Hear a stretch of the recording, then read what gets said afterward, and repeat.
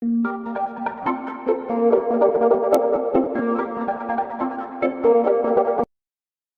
আলাইকুম সবাইকে।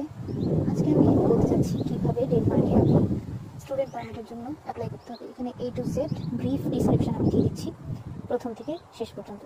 তো প্রথমে তো শুরু করা যাক। তো প্রথমত আপনার অ্যাপ্লাই করার জন্য যেটা করতে হবে সেটা হচ্ছে গিয়ে একটা ইউনিভার্সিটি খুঁজতে হবে। ইউনিভার্সিটি খোঁজার জন্য আপনার যেটা করতে হবে সেটা হচ্ছে গিয়ে সিম্পলি একটা গুগল সার্চ করতে হবে, করে আপনি হচ্ছে ডেনমার্ক ইউনিভার্সিটিস চেক করবেন। প্রথমত এটা একটা বলে রাখি চিনি যে এটা পাবলিক ইউনিভার্সিটি অ্যাপ্লাই করে রাখলে সবচেয়ে ভালো হয়। পাবলিক ইউনিভার্সিটি এখানে ডেনমার্কের কয়েকটা আছে, এটা আমি লিস্ট করে দিচ্ছি। তো এখানে ফার্স্ট অফ অল আপনি ইউনিভার্সিটি ওয়েবসাইটগুলো চেক করবেন। প্রতিটা ইউনিভার্সিটি ওয়েবসাইটে বিভিন্ন ইনফরমেশন চেক করতে হবে আপনার, সে কোন প্রোগ্রামে আপনি অ্যাপ্লাই করতে চাচ্ছেন। আপনার যদি বিজনেস রিলেটেড ব্যাকগ্রাউন্ড থাকে তাহলে বিজনেস প্রোগ্রামে খুঁজতে হবে, আর যদি আর্টস রিলেটেড মানে যেই সাবজেক্ট আপনি করতে চাচ্ছেন সেই সাবজেক্টটা করলেই হবে। তারপর খুঁজতে হবে আপনার কোন ইনটেকে আপনি অ্যাপ্লাই করতে যাচ্ছেন। যে ইনটেকে অ্যাপ্লাই করতে চাচ্ছেন সেই ইনটেক আছে কি না। যেরকম কিছু কিছু ইউনিভার্সিটিতে ফেব্রুয়ারি ইনটেক নাই, কিছু ইউনিভার্সিটিতে সেপ্টেম্বর ইনটেক আছে, ফেব্রুয়ারি ইনটেক নাই। তো আপনার এটা বুঝে অ্যাপ্লাই করতে হবে। তারপর দেখতে হবে যে কী কী রিকোয়ারমেন্টস আছে। রিকোয়ারমেন্টস যদি ফুলফিল হয়ে যায় আপনার, তাহলে তো গিয়ে প্রথমত আবার আইএলটিএস স্কোরও দেখতে হবে। যদি আইএলটিএস স্কোর, ক্ষেত্রটা হচ্ছে আইএলটিএস স্কোর, আপনার যদি আইএলটিএস স্কোর ঠিক মতো থাকে, রিকোয়ারমেন্টস ফুলফিল করে, তাহলে তো অ্যাপ্লাই করতে পারবেন। আর যদি না থাকে তাহলে আইএলটিএস পরীক্ষাটা আগে দিয়ে দিতে হবে।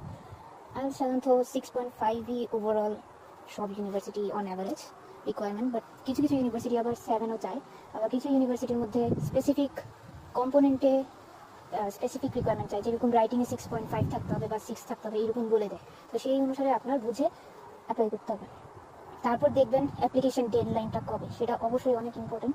অ্যাপ্লিকেশন ডেডলাইনটা হচ্ছে গিয়ে বেস করে আপনার হচ্ছে কি কোন ইনটেকে আপনি অ্যাপ্লাই করতে চাচ্ছেন সেই অনুসারে। সাধারণত ইন্টারন্যাশনাল স্টুডেন্টদের জন্য 6 মাস আগে থেকে অ্যাপ্লিকেশন ডেডলাইনটা হয়ে থাকে।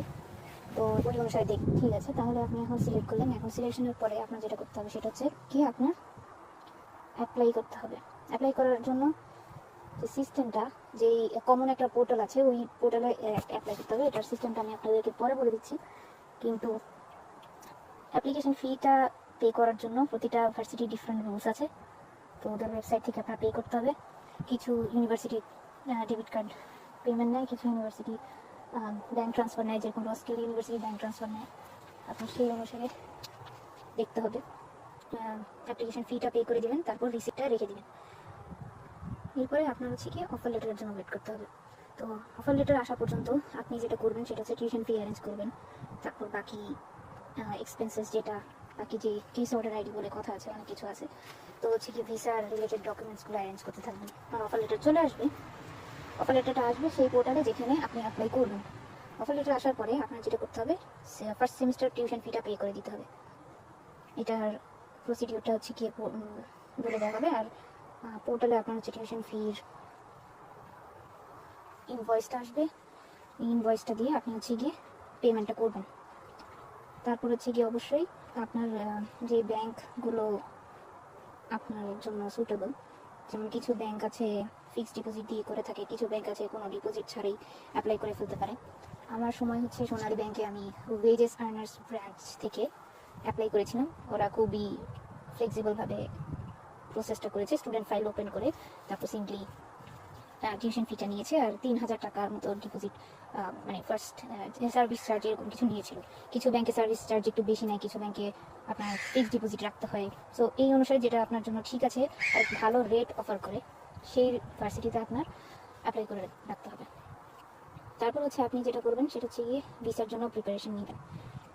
এটার জন্য আপনার যেটা করতে হবে, নিউ টু ডেনমার্ক ওয়েবসাইট আছে, ওখানে যেয়ে আপনার বিভিন্ন একটা সেকশন আছে যেটা হচ্ছে কি আপনার হায়ার এডুকেশন স্টাডিজের জন্য সেকশনটা। ওখানে যে আপনার হচ্ছে গিয়ে first of all ST1 form fill up করতে হবে। ST1 ফর্মের হচ্ছে গিয়ে ফার্স্ট পার্ট ভার্সিটি দিয়ে দিবে এবং সেকেন্ড পার্টটা হচ্ছে আপনার ফিল আপ করতে হবে। এটা অটোমেটিকলি আপনার কেস অর্ডার আইডির সাথে চলে আসবে। কেস অর্ডার আইডিটা হচ্ছে আপনি যখন অ্যাপ্লাই করবেন সেই সময় বুঝতে পারবেন। এটা একটা অ্যাপ্লিকেশন ফি। আর কেস অর্ডার আইডি ফি হচ্ছে কি এখানেই আপনি অ্যাপ্লাই করার সময় পাবেন। আর এম্বাসি ফি বলতে একটা কথা আছে, এটাও দিতে হবে। তারপর হচ্ছে ST1 ফর্ম ফিল আপ করার পরে সব কিছু ভিসা রিকোয়ার্ড যে ডকুমেন্টস আছে ওখানে সব লেখা থাকবে। আপনি ডকুমেন্টসগুলো আপলোড করে দেবেন, করার পরে সাবমিট করে ফেলবেন। তাহলেই আপনার অনলাইনে যে ভিসা অ্যাপ্লিকেশনটা সেটা হয়ে যাচ্ছে। আর সাবমিট করার পরে যে ফুল প্রিভিউটা আসবে সেটা হচ্ছে প্রিন্ট করতে হবে আপনার। এটা হচ্ছে ST1 ফর্ম, যেটা আপনার পরবর্তীতে জমা দিতে হবে VFS অফিসে। তারপরে এখন আপনার VFS অফিসে এখানে ডেনমার্কে আমার অ্যাপয়েন্টমেন্ট নিতে হয়নি। আপনি চাইলে অ্যাপয়েন্টমেন্ট যদি আপনাদের এখন অন হয়ে থাকে তাহলে আপনি VFS অ্যাপয়েন্টমেন্ট নিয়ে রাখতে পারেন। আর যদি সাধারণত ডেনমার্কের জন্য VFS অ্যাপয়েন্টমেন্ট নিতে লাগে না, তো না ডিরেক্টলি আপনি চলে যাবেন যখন সব কিছু থাকবে। সবগুলো ডকুমেন্টস নেবেন VFS এর। ডকুমেন্টসগুলো আমি লিস্ট করে দিচ্ছি একটা।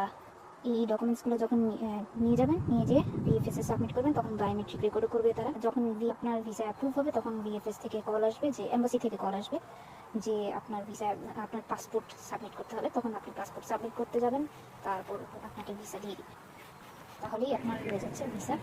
আর এভাবেই আপনি স্টাডি পারমিটে চলে আসতে পারবেন। একটা 15 পেজের